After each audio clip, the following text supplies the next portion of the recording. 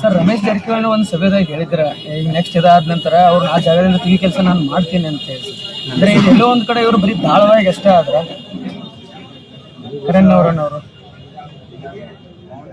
ಬಹುಶಃ ತಾವು ಏನು ಹೆಸರು ಹೇಳಿದ್ರು ನಾಯಕರು ಹೇಳಿರ್ತಾರೆ. ಈಗ ಹತ್ತಿರದಲ್ಲಿ ಒಂದು ಸಭೆಯೊಳಗೆ ಹೇಳಿದ್ರು, ಶಂಕರ್ ನಂದೇಶ್ವರ್ ಅಂತೇಳಿ ನಮ್ಮ ಸಂಬಂಧಿಕರು ಕೆಲಸ ಮಾಡ್ತಾರೆ, ಅವರನ್ನು ಬದಲಾವಣೆ ಮಾಡ್ತೀನಿ. ಇವತ್ತು ಅಣ್ಣಾ ಸಾಹೇಬ್ ಜೊಲ್ಲೆ ಅವರ ಅಧ್ಯಕ್ಷರಾದ್ಮೇಲೆ ಸಾಕಷ್ಟು ಜನ ವರ್ಗಾವಣೆ ಆಗಿದೆ. ಶಂಕರ್ ನಂದೇಶ್ವರ್ ಒಬ್ಬನೇ ಆಗಿಲ್ಲ, ಸಾಕಷ್ಟು ಜನರನ್ನ ವರ್ಗಾವಣೆ ಆಗಿರ್ತಕ್ಕಂಥದ್ದು. ಜಿಲ್ಲೆಯಾದ್ಯಂತ ಯಾರು 5 ವರ್ಷಕ್ಕಿಂತ ಮೇಲ್ಪಟ್ಟು ಇಲ್ಲಿ ಕೆಲಸ ಮಾಡ್ತಾರೆ ಅವರೆಲ್ಲರದ್ದು ವರ್ಗಾವಣೆ ಆಗಿರ್ತಕ್ಕಂಥದ್ದು.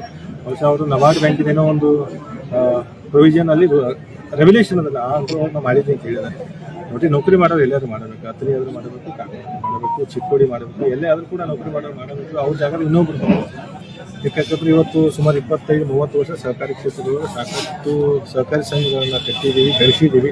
ಇವತ್ತು ಬಹುಶಃ 2 ಬಾರಿ ನಮ್ಮ ರಾಜ್ಯದೊಳಗೆ ಸಾಲ ಮನ್ನಾ ಆಗಿದ್ರೆ ಅತಿ ಹೆಚ್ಚಿನ ಇವತ್ತು ಸಾಲ ಮನ್ನಾ ಆಗಿರ್ತದೆ ಅಥಣಿ ತಾಲೂಕಿಗೆ. ಆ ಹೆಮ್ಮೆ ನಮಗೆ ಇವತ್ತಿನ ದಿವಸ ಅಥಣಿ ತಾಲೂಕಿಗೆ. ಆ ನಿಟ್ಟಿನಲ್ಲಿ ನಮ್ಮ ಎಲ್ಲ ಜನ ಸಹಕಾರಿ ಸಂಘಗಳನ್ನು ನಡೆಸ್ಕೊಂಡು ಆ ಬರುವಂಥ ದಿನವೂ ಕೂಡ ಆ ಸಂಘವನ್ನು ಇನ್ನೂ ಕಟ್ಟಿ ಬೆಳೆಸ್ತಕ್ಕಂಥ ಕೆಲಸ ನಾವು ಮಾಡ್ತೀವಿ.